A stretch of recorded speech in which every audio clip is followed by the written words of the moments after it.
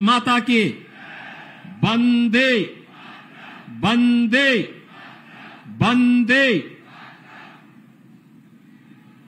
Bharatiya Janata party के क्षेत्रीय अध्यक्ष श्री सत्येंद्र सिसोदिया जी, लोकप्रिय सांसद और केंद्रीय मंत्री डॉक्टर संजीव बालियान जी, प्रदेश सरकार में मेरे सहयोगी मंत्रिमंडल के मेरे साथी श्री कपिल देव अग्रवाल जी, भारतीय जनता पार्टी के जिला के अध्यक्ष मेरठ शिव कुमार राणा जी, जिलाध्यक्ष मुजफ्फरनगर सुधीर सैनी जी, पूर्व विधायक संगीत सोम जी, पूर्व विधायक विक्रम सैनी जी, जिला प्रभारी मयंक गोयल जी,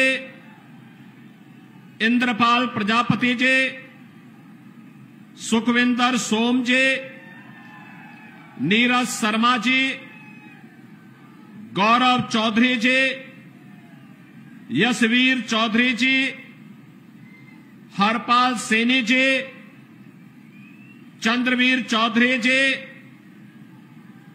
सुनील भराला जी, लोकेश प्रजापति जी, विमल शर्मा जी और भारी संख्या में उपस्थित सरधना क्षेत्र से उपस्थित बहनों और भाइयों, वीरों की इस भूमि को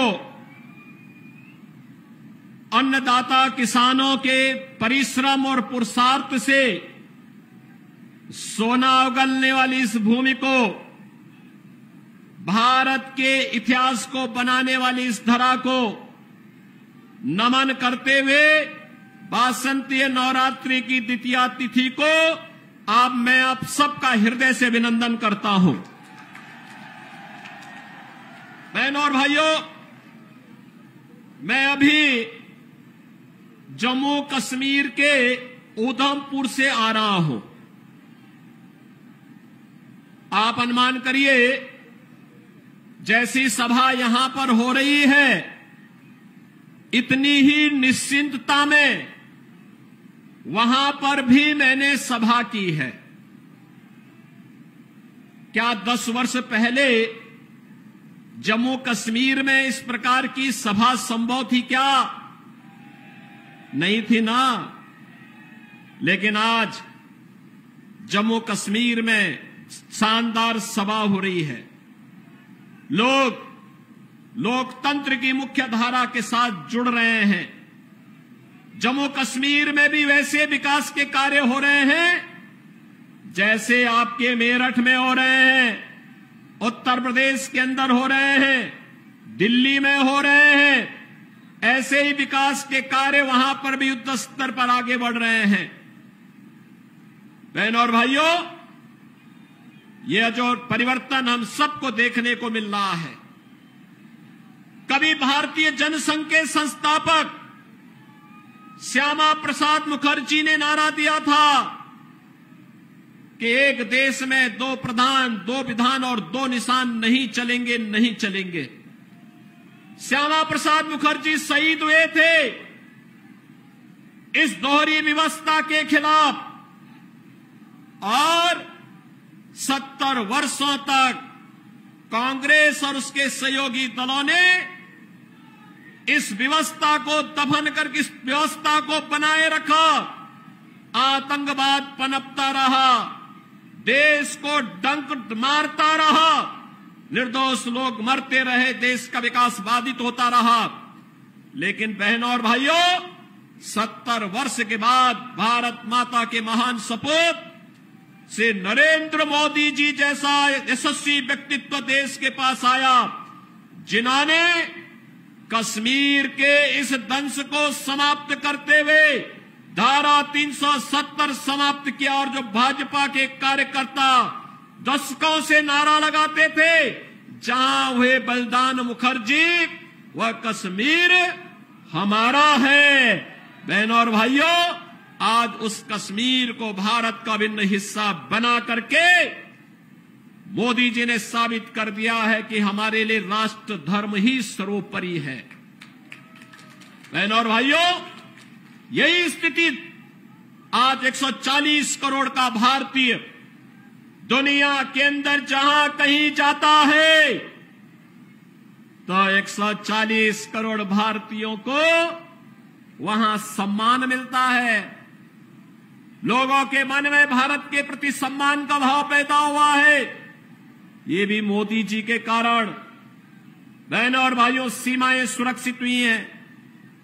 आज आप देखते होंगे, अगर कहीं कोई सिलेंडर किसी दुर्घटना से फट जाए ना, तो पाकिस्तान सफाई देता है कि नहीं नहीं, हमारा कोई हाथ नहीं है इसमें, क्योंकि उसे मालूम है कि कहीं ऐसा ना हो कि कहीं किसी आतंकी गतिविधियों में लिप्त पाकिस्तान परस्त तत्व का हाथ हो और फिर एयर स्ट्राइक में देने के लेने पड़ जाए पाकिस्तान को। बहनों और भाइयों, ये सारे और पराक्रम भारत का जो देखने को मिल रहा है, ये मोदी जी के नेतृत्व में भारतीय जनता पार्टी सरकार के कारण।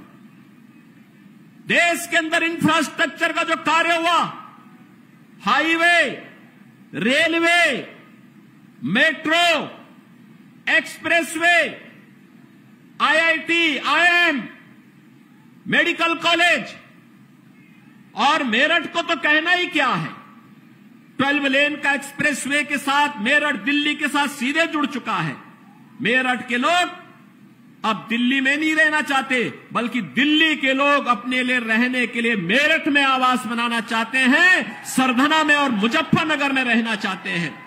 क्योंकि जो दूरी पहले 5 घंटे में तय होती थी, अब उस दूरी को मात्र 45 मिनट से 1 घंटे में तय कर देते हैं। रैपिड रेल, 32,000 करोड़ रुपए की राशि केंद्र और राज्य सरकार लगा करके रैपिड रेल की सुविधा के साथ मेरठ को जोड़ चुकी है। और बहनों और भाइयों, उत्तर प्रदेश का पहला स्पोर्ट्स यूनिवर्सिटी मेजर ध्यानचंद जी के नाम पर इसी विधानसभा क्षेत्र में, मुजफ्फरनगर लोकसभा क्षेत्र में बन रही है। 700 करोड़ रुपए की लागत से बन रहा विश्वविद्यालय। जो भी उसका मानक होगा वो इंटरनेशनल स्टैंडर्ड का होगा, कोई समझौता नहीं होगा। और वर्ल्ड क्लास यूनिवर्सिटी आपको हम लोग यहां प्रदान करने जा रहे हैं। मेरठ में 1 डिस्ट्रिक्ट 1 प्रोडक्ट में स्पोर्ट्स आइटम को हम लोगों ने प्रमोट किया है। आज मेरठ की आइटम, खेल की सामग्री दुनिया के अंदर बिक रही है। बहनों और भाइयों, मैं आप सबसे ही कहने के लिए आया हूं, एक तरफ विकास और दूसरी तरफ लोक कल्याण और गरीब कल्याण के कार्य। हर घर नल की योजना हो, हर घर बिजली का कार्य हो। एक तरफ भारत 4 वर्ष से 80 करोड़ लोगों को फ्री में राशन की सौगात दे रहा है, और दूसरी तरफ भिखमंगा पाकिस्तान कटोरा लेकर के दुनिया के अंदर भीख मांगता हुआ दिखाई दे रहा है। ये परिवर्तन है। अच्छा नेतृत्व आता है, देश को बुलंदियों की ऊंचाई तक पहुंचाता है। गलत लोग चुने जाते हैं, पाकिस्तान जैसी दलिद्रता आ जाती है। और पाकिस्तान में जो दलिद्रता है, ये वहां के नेताओं के कर्मों के कारण है। और भारत में जो आज संपन्नता है, यहां के यशस्वी नेतृत्व के कारण। मैं बहनों और भाइयों, आप सबसे यही कहने के लिए आया हूं, यही कहने के लिए मैं आपके पास आया हूं। ये जो परिवर्तन आपको देखने को मिल रहा है मेरठ में, पश्चिमी उत्तर प्रदेश में, जो लोग गुमराह करने का कार्य कर रहे हैं, ये वही लोग हैं जिन्होंने संगीत सोम और संजीव बालियान को जेल के अंदर डाल करके यहां की जनता को कर्फ्यू में झोंकने का काम किया था। और मैं आज आपसे ये कहने के लिए आया हूं, ये चुनाव हमारा व्यक्तिगत रूप से किसी व्यक्ति के साथ मतभेद हो सकता है, लेकिन विचारधारा, राष्ट्र धर्म हमारे लिए सर्वोपरि है। और इसके साथ कोई समझौता नहीं हो सकता है। जहां पे राष्ट्र धर्म को चुनने की आवश्यकता पड़ेगी, हम सब कुछ छोड़ करके राष्ट्र धर्म को चुनेंगे और राष्ट्र धर्म के लिए अपने आप को बलिदान कर देंगे। इसमें किसी भी प्रकार का कोई संकोच नहीं होना चाहिए और इसीलिए मैं आपका आह्वान करने के लिए आया हूं। हमें वह सरकार चाहिए जो कांवड़ यात्रा चला सके। कर्फ्यू लगाने वाली सरकार नहीं चाहिए, कर्फ्यू लगाने वाले लोग नहीं चाहिए। हम लोग इस बात को ध्यान में दें, जो लोग कर्फ्यू के पक्षधर रहे, दंगा पॉलिसी जिनकी इस पूरे क्षेत्र में यहां के निर्दोष नागरिकों पर झूठे मुकदमे दर्ज करके यहां के नौजवानों के जीवन को जिन लोगों ने निगलने का काम किया था, उन लोगों को कभी माफ करने की आवश्यकता नहीं। जो ये लोग आए होंगे तमाम प्रकार की बातें कहने के लिए आए होंगे। बहनों और भाइयों, मैं आपसे एक बात और कहना चाहता हूं। आपने महाराणा प्रताप का जीवन देखा होगा। महाराणा प्रताप, जब महाराणा प्रताप की बात होती है तो भारत के स्वाभिमान की बात होती है, भारत के सम्मान की बात होती है। स्वधर्म और स्वराष्ट्र के लिए कैसा बलिदान चाहिए। सत्ता नहीं, घास की रोटी खाएंगे लेकिन विदेशी हुकूमत के सामने कभी सिर नहीं झुकाएंगे। बहनों और भाइयों, जिन लोगों ने कर्फ्यू करके इस क्षेत्र में बहन बेटियों की इज्जत को नीलाम करने का काम किया था, जो लोग यहां की बेटी और व्यापारी के जीवन के लिए खतरा बन चुके थे, उन लोगों को फिर से पनपने का अवसर मत दीजिए। वे लोग आएंगे, दुम दबा करके आएंगे, बाद में गिरेबान को पकड़ करके इस पूरे क्षेत्र में फिर अव्यवस्था और अराजकता फैलाने का कार्य करेंगे। इसलिए मैं आज आपका आह्वान करने के लिए आया हूं। विकास में कोई कोताही नहीं बरती गई, किसी भी प्रकार की कोई कोताही केंद्र और राज्य शासन ने नहीं बरतने दी। सुरक्षा के साथ कोई खिलवाड़ नहीं होने दिया, बेटी और व्यापारी को सुरक्षा का माहौल दिया। और बहनों और भाइयों, हमें व्यक्तिगत मतभेदों को दरकिनार करते हुए देश के बारे में सोचना है। देश और राष्ट्र धर्म से बढ़कर के हमारे लिए कोई कुछ नहीं हो सकता है। और यही आह्वान करने के लिए आज मैं यहां पर सरधना की भूमि पर आया हूं। ये वीरों की भूमि है और वीरता कभी कायरता नहीं दिखाती है, शॉर्टकट का रास्ता नहीं अपनाती है। वीरता तो अवसर आने पर राष्ट्र धर्म के लिए सर्वस्व न्यौछावर करने के लिए अपने आप को तैयार करती है। और उसी वीरता का आह्वान करने के लिए मैं आपके पास आया हूं, आपसे कहने के लिए, यह देश, पूरे देश के अंदर एक आवाज है। उत्तरो दक्षिणो पूर्वो पश्चिमो, एक ही आवाज है पूरे देश के अंदर। मुझे 3 दिन पहले महाराष्ट्र जाने का अवसर प्राप्त हुआ था। उससे 1 दिन पहले मैं राजस्थान गया था। अभी जम्मू कश्मीर से आ रहा हूं और केवल यहां की सभा के लिए आया हूं, अन्यथा मेरे और भी कार्यक्रम थे। मैंने कहा नहीं, मैं जाऊंगा सरधना में, मैं इस बार जरूर जाऊंगा, 24 में मैं जरूर जाऊंगा। और बहनों भाइयों, मैं इसीलिए आया हूं आपसे कहने के लिए, जो लोग गुमराह कर रहे हैं उनके गुमराह में आने की आवश्यकता नहीं। ये लोग कभी नहीं आएंगे। फिर जाति के सौदागर उपयोग करेंगे, बाद में सौदेबाजी करके गायब हो जाएंगे। हमें किसी भी ऐसे व्यक्ति के बहकावे में नहीं आना है जिससे हमारा राष्ट्र धर्म खतरे में आए। याद रखना, इस देश के राष्ट्र धर्म को हमेशा खतरा जब भी आया है, इन्हीं लोगों के कारण आया है, जिन्होंने जातीयता के आधार पर समाज के सामाजिक ताने बाने को छिन्न भिन्न किया है, हमेशा छिन्न भिन्न किया है। और बहनों और भाइयों, मैं आपको इस बात के लिए आश्वस्त करता हूं कि कोई माय के लाल बाल बांका नहीं कर सकता है। सुरक्षा की इतनी पुख्ता व्यवस्था हमने की है यूपी के अंदर। आज आप देखते होंगे बड़े बड़े दुर्दांत माफिया और अपराधी किस कदर उनकी दुर्गति हो रही है। आप देख रहे होंगे जिनके नाम से ही लोग कर्फ्यू जैसा माहौल होता था, आज उनकी दुर्गति क्या है हर व्यक्ति देख रहा है।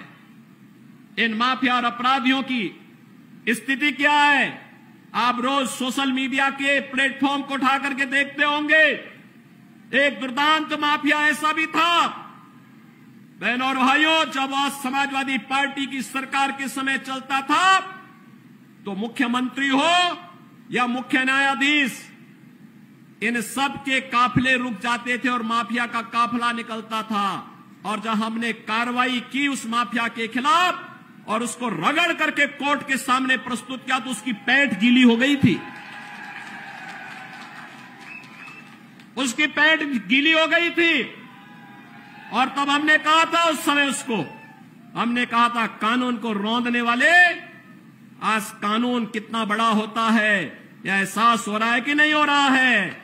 और निर्दोष लोगों को मारोगे तो मिट्टी भी नहीं मिल पाएगी। और बहनों और भाइयों, इसीलिए मैं आया हूं आपसे कहने के लिए, देखो जिनकी गर्मी हम शांत कर चुके हैं उनको गर्म मत होने दीजिए। अब इस क्षेत्र को विकास की मुख्य धारा के साथ जुड़ने दो। उनकी सबकी गर्मी शांत हो गई है, वे गए काम से। और इसीलिए मैं आप सबसे अपील करने के लिए आया हूं कि पूरे देश की एक आवाज है, पूरा देश एक ही स्वर में बोल रहा है और वह बोल रहा है कि फिर एक बार मोदी सरकार, फिर एक बार, थोड़ा जोर से बोलिए, यहां की आवाज दिल्ली तक पहुंचाइए, फिर एक बार मोदी सरकार। यह मोदी सरकार की जो गूंज पूरे देश के अंदर है, इस पूरी गूंज को घर घर पहुंचाना है। मोदी जी का प्रतिनिधि बन करके और स्वयं मेरा प्रतिनिधि बन करके आपको जाना होगा। सहमत हैं? सहमत हैं? हमें कमल चुनाव चिन्ह देखना है, हमें कमल चुनाव चिन्ह देखना है। आप सहमत हैं? सभी लोग सहमत हैं? बहनों और भाइयों, सरधना विगत चुनाव में संजीव बालियान जितने वोट से जीते थे उसके दुगने वोट से जिताने की जिम्मेदारी सरधना को मैं दे रहा हूं। और बहनों और भाइयों, आप जिताएंगे तो मैं दोबारा फिर आऊंगा, यहां पर आऊंगा, फिर दोबारा आकर के आपके साथ बैठूंगा और बैठ करके फिर आपसे चर्चा करूंगा। और इसीलिए आपसे अपील करने के लिए मैं आया हूं। ये जिम्मेदारी आपकी है। मोदी जी को तीसरा कार्यकाल मिलना चाहिए, क्योंकि मोदी जी के नेतृत्व में हमारा भारत ग्लोबल पावर बनेगा, दुनिया की एक बड़ी ताकत बनेगा। ग्लोबल पावर बनने के लिए विकसित भारत चाहिए, और विकसित भारत के लिए विकसित उत्तर प्रदेश चाहिए, और विकसित उत्तर प्रदेश के लिए विकसित मुजफ्फरनगर और विकसित मेरठ भी चाहिए। सहमत है ना? और विकसित मेरठ और मुजफ्फरनगर के लिए कमल चुनाव चिन्ह और भाजपा चाहिए। सहमत हैं? सभी लोग सहमत हैं? तो भाई मेरे साथ फिर दोनों हाथ ला करके बोलिए, जहां तक मेरी आवाज जा रही है, दोनों हाथ उठाइए, दोनों हाथ उठाइए, दोनों हाथ ला करके बोलेंगे, भारत माता की, भारत माता की, भारत माता की जय श्री राम, जय जय श्री राम, जय जय श्री राम।